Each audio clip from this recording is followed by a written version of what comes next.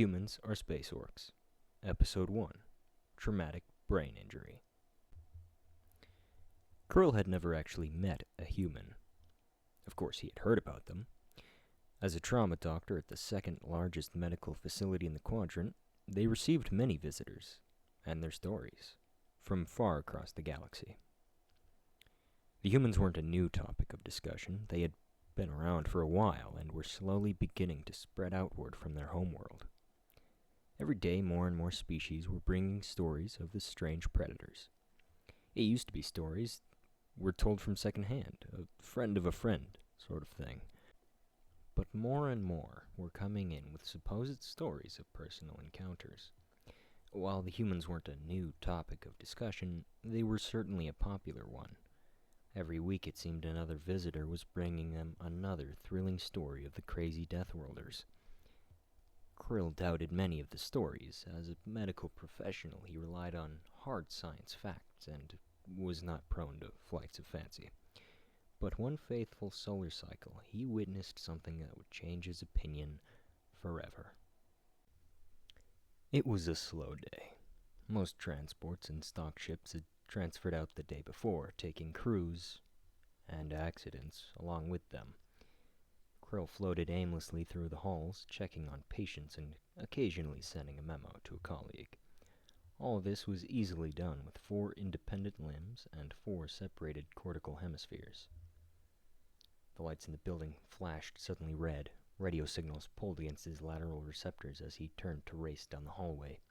The radio signals morphed into a voice. "Doctor, we have an emergency SOS from the USS Stabby requesting immediate medical assistance."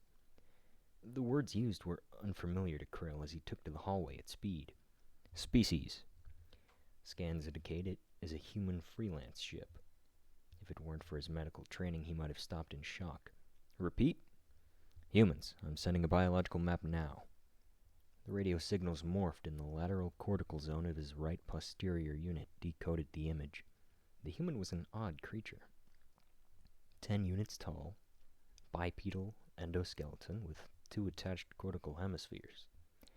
Heavily carbon-based, running by a circulatory pump and a complex set of smooth muscle tubes.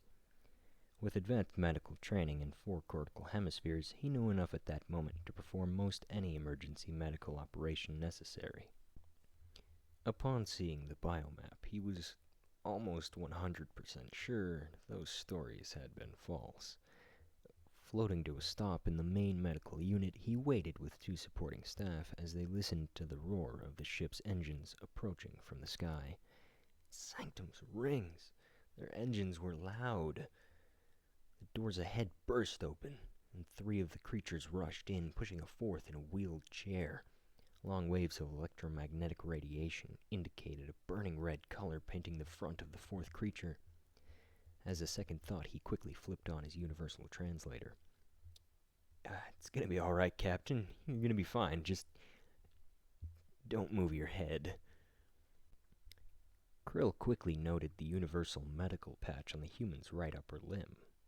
It must have been an emergency if they were forced to bring him plainside, but blocked as he was, he could hardly see the 4th figure painted in slow waves, neck immobilized by stiff foam collar.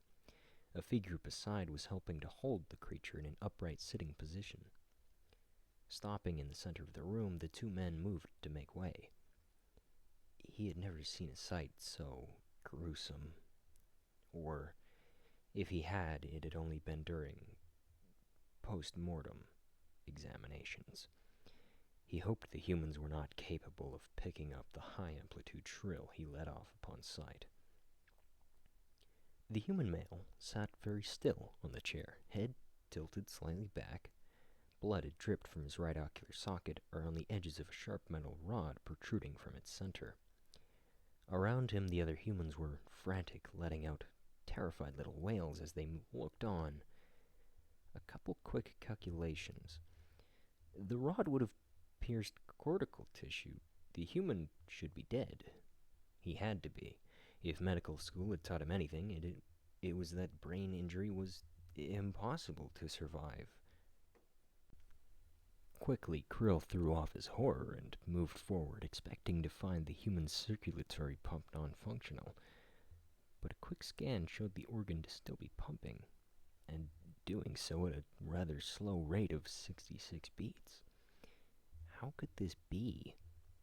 "Hey, Doc." Krill nearly leaped from his skin as the human spoke, tight-lipped and very still, other eye opening to roll towards him, blurry and out of focus. Another squeak of horror. "Could you help me out here? I think I got something stuck in my frontal lobe." He suddenly didn't know what to do with his hands. What madness was this? Not only was the human not dead, but he was speaking. Impossible. "Captain, please don't talk," the other human begged. "Just listen to me for a sec, and stop freaking out. I'm the one with this damn thing sticking out of my head." The group around him grew quiet. Krill moved forward, doing a slow examination. "Do you feel pain?" he asked in shocked curiosity. The human's one good eye squinted thoughtfully. No." "How can—" The other human looked at him. "The human brain can shut off pain when needed. He'll feel more when the shock wears off." "You can shut off pain?" Krill wondered. "Thank the Lord," the eyeless human muttered quietly. How did I get an accidental lobotomy?" "What is a lobotomy?" Krill asked. We'll talk about it later." Turns out, Krill would rather have not known what a lobotomy was. Barbaric humans. But still, he was fascinated. Never had he met a species that was capable of surviving a brain injury. And surely one of this magnitude. Any species other than human would have perished on the instant. The shock of such a trauma alone would have been enough to kill. But instead, the human's brain had shut down the pain and calmed the human, even despite the damage. After treating the wound, Krill had performed a complex surgery to remove the object. The amount of brain damage would have been extensive in any other species, but their ship's medic seemed relieved upon seeing the images. The eye socket had been broken, the eye had been mutilated, and the optic nerve had been severed. The human would lose use of that eye. But that didn't seem to bother the human. It was already functioning with a robotic leg. Who would have thought the stories were true? Who would have thought he would be shipping off with a group of humans in the next week? Who would have thought the ability of a human to survive traumatic brain injury?